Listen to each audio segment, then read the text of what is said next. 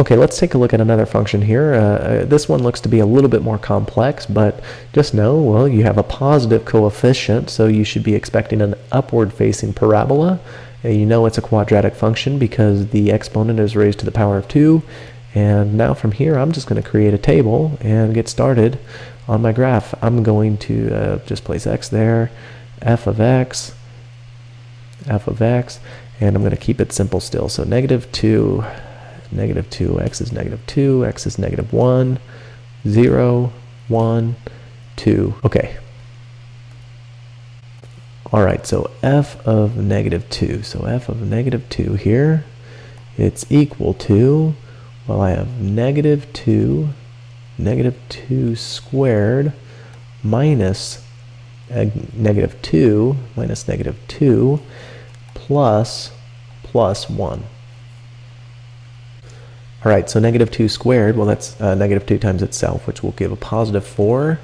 Minus a negative is a positive. Another way of thinking about this is I have -1 on the outside of parentheses times -2, which is going to give me positive 2. So I'm just going to write that now. Plus 2 plus 1.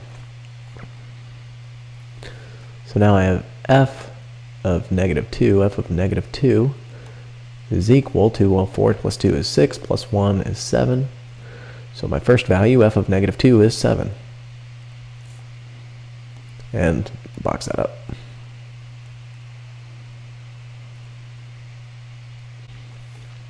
Alright, f of -1 is equal to, well, -1 squared minus -1 plus 1. Well, -1 squared is 1 minus a negative will give me a positive. Another way of thinking about this is double dash, if that helps you out.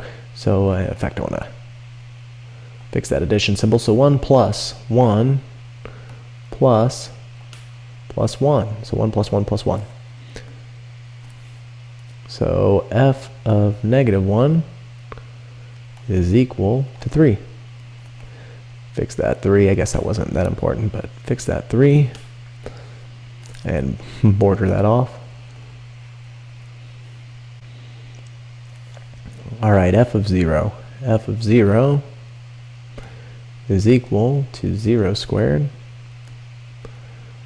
minus, not plus, minus 0 plus 1. So basically 0 squared, I have nothing, minus nothing, plus 1. So f of 0 is equal to 1.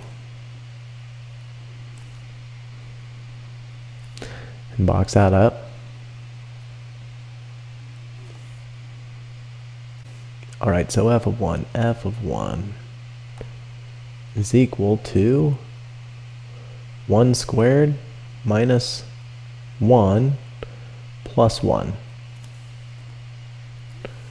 So I have 1 minus 1 plus 1. So I have subtraction, addition, order of operations says work this from left to right, move from left to right. So f of 1, in fact I need to change colors just to keep consistent. F of 1, it's equal to, well, 1 minus 1 is 0, plus 1 is positive 1. F of 1 is positive 1.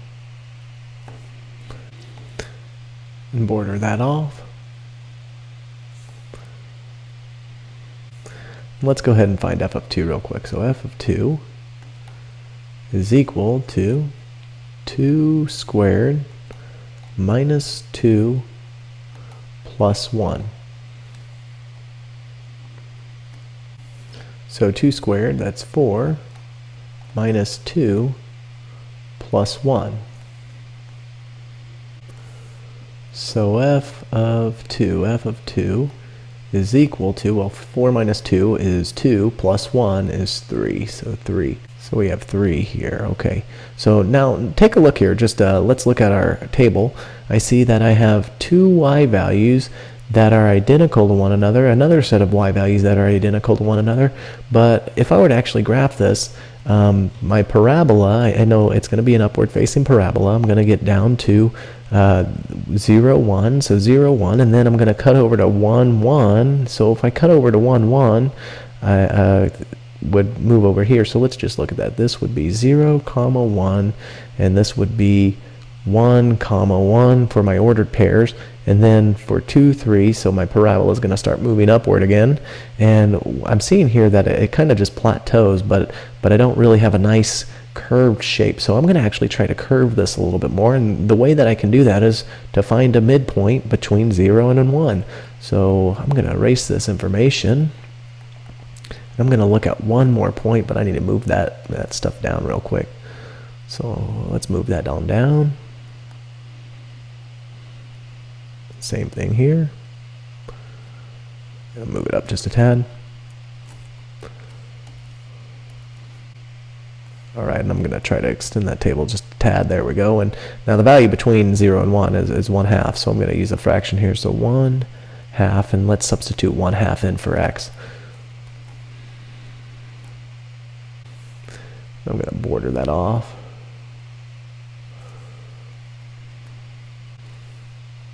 So f of 1/2 is equal to 1/2 squared minus half. So yeah, I'll just put half down and then put parentheses around it, plus 1 here, plus 1.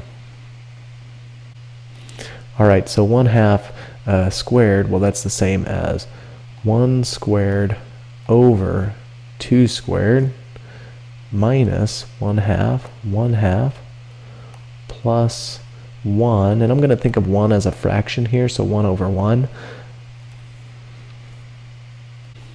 Alright, so 1 squared is simply 1 over 2 squared is 4, so 1/4 minus 1/2 plus 1 over 1, or 1 whole. Alright, so now all I have to do is find a common denominator. So 4 is going to be that common denominator. So I'm going to multiply this fraction 1/2 by 2 on bottom and 2 on top. And this last fraction I'll multiply by 4 on bottom and top here. Times 4 times 4. And now I'll rewrite this to have my common denominators. I just want to get rid of all this extra information so that there's more room to work with here. And in fact, let's go ahead and wrap around.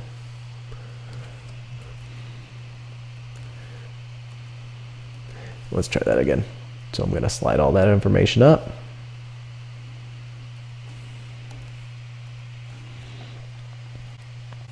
Alright, so now I have 1/4 minus 2/4 plus 4 over 4.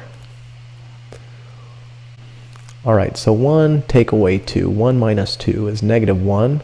So right here I have -1/4 plus 4/4. So f of x here is equal to, well, -1 plus 4 is positive 3 over 4, 3/4. So when x is 1/2, f of 1/2 will equal 3/4.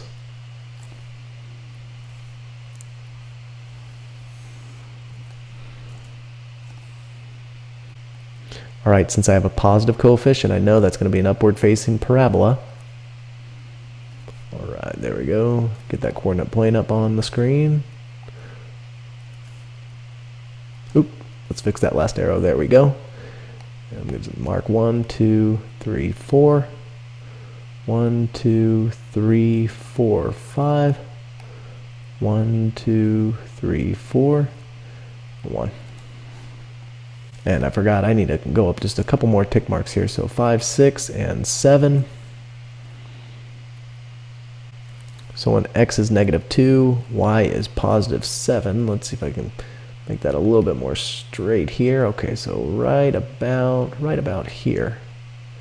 where I need to put that 7, or that point for -2, +7. When x is -1, y is +3. So -1, 1, 2, 3.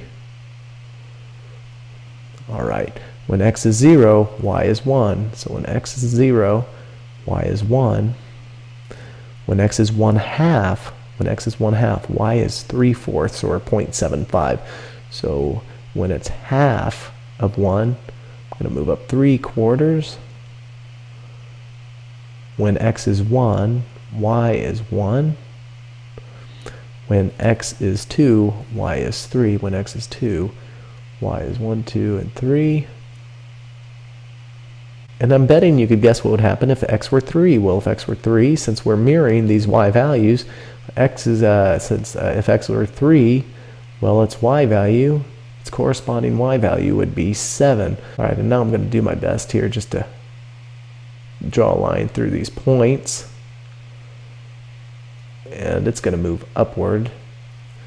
And let's fix that arrow. So upward, and this should move upward also. All right, now we have an upward facing parabola here. The vertex, it's at the lowest point, and that lowest point is at 1/2, 3/4. So this would be the vertex here. Again, the reason the vertex is at the minimum point or the lowest point for this parabola, it's because the parabola, it's facing upward. And that's all we need to look at for this function.